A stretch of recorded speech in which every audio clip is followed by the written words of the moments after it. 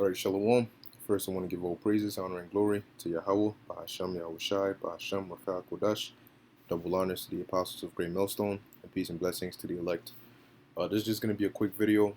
All right, I came across this article, which I found it pretty interesting. You have, like it says, scientists pave way for new era of medicine by observing nanoparticles for first time. All right, which what they're basically getting at is they're trying to shift to, instead of using regular medicine and mixing different herbs and so on and so forth, they want to use nanotechnology or nanoparticles, all right, inside your body that'll heal you, all right, if you're sick, or will mix in a certain way to produce the necessary chemicals that your body needs, all right, which it's something that can easily be put in the structure, all right, or the infrastructure of the microchip, all right, as a means of linking with the nanotechnology, all right, knowing, basically giving them directions on what to do in your body, all right. So it says physicists have achieved a world first which could revolutionize the field of medicine by measuring and studying a single twisted nanoparticle in isolation, paving the way for microscopic labs to replace traditional drugs. Now you got to keep in mind that um, all right, Esau Edom and his scientists, a lot of the information they bring out, they've already experimented and they've already done the research on, and they're just now releasing it to the public. So when they talk about this the first this or this the first that, this is just them now being ready to release it to you. Okay? Their technology is far, far more advanced than they let off to the public.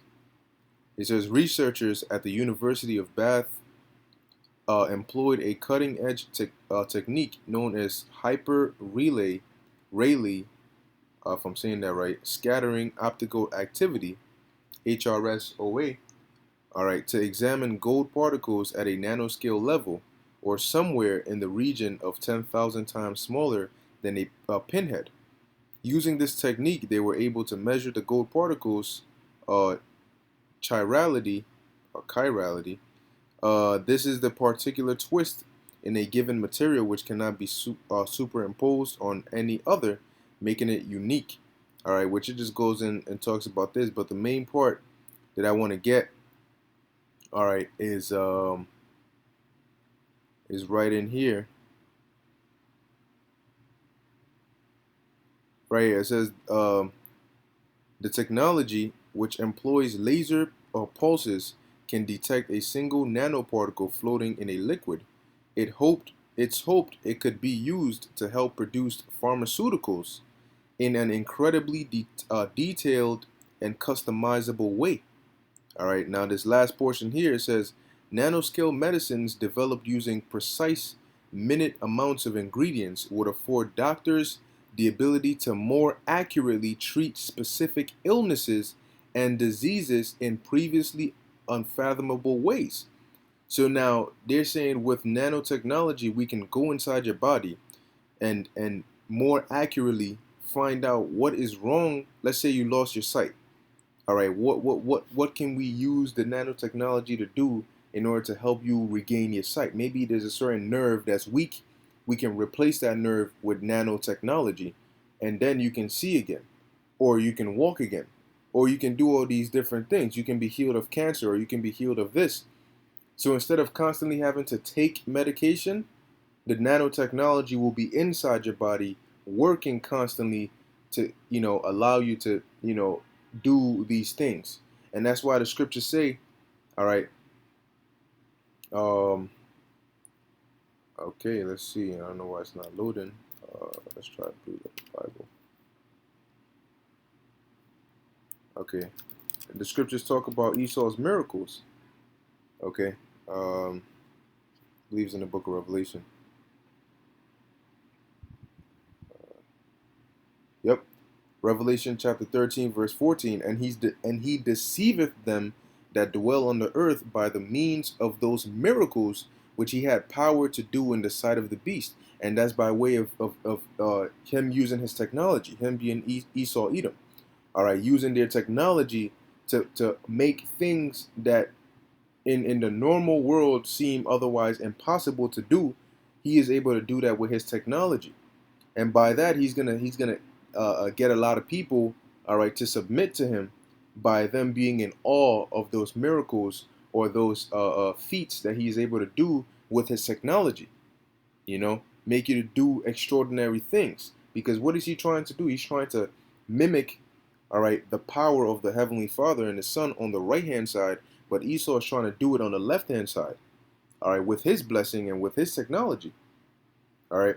It says, saying to them that dwell on the earth that they should make an image to the beast, and which had the wound by a sword and did live, which is what, going back to that Romanized system, all right, which today is the new and improved version. Now it says, going back to the article, you'll be able to go to the chemist with a prescription, and instead of receiving a medicine that has to be mixed from bottles of chemicals and then stored in the fridge for several days, you'll walk away with pills that are mini labs. Upon cracking the pill, a precise number of micro droplets will flow through microchannels to mix and produce the needed medicine. You understand? So in essence, this is DNA, genetic alteration of your body. Transhumanism, mixing man and technology. And you see this in a lot of futuristic movies and certain video games where you have people with nanotechnology inside their body. There's one specific one that I forgot where I saw it, but they basically had nanotechnology inside. Oh, the movie Bloodshot. I think that's what it's called, with Vin Diesel, where I guess he died or so, and they brought him back, but he basically gets shot, and then half his face goes off, but then the nanotechnology works to rebuild and unite together and put his face back. All right, and these are all things that all right, or Esau is trying to achieve. Why? Because he has a God complex.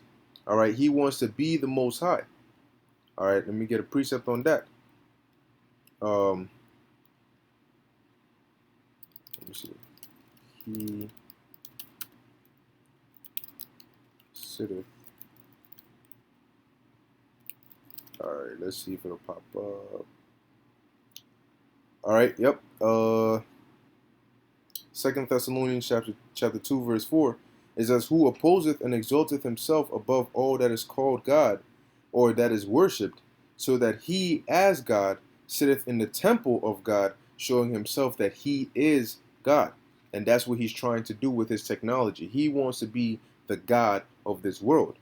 Okay, but that's not so, Esau. You are just a creation and not a creator. Really, you're the base, all right, of creation.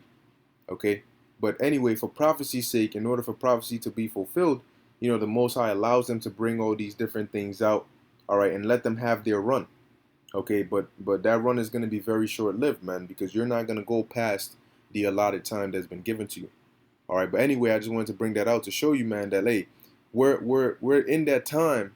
Okay, as the scriptures say, knowledge shall be increased. We're in that time of all those futuristic things you see in the movies, man. Guess what? They're about to put that in real life. You see in certain movies how people are constantly being surveillanced and monitored. That whole contact tracing situation. Guess what? It's all pushing towards that. They have the technology. They have the infrastructure. They're just trying to ease it into the people's minds. Okay, and before you know it, by the time you look back, man, you'll be like, society's a completely different place, man. Anyway, with that, I'm ended off here. I want to give all praises to Yahweh Ba'Shem Yahweh Shai. Until next time, Shalom.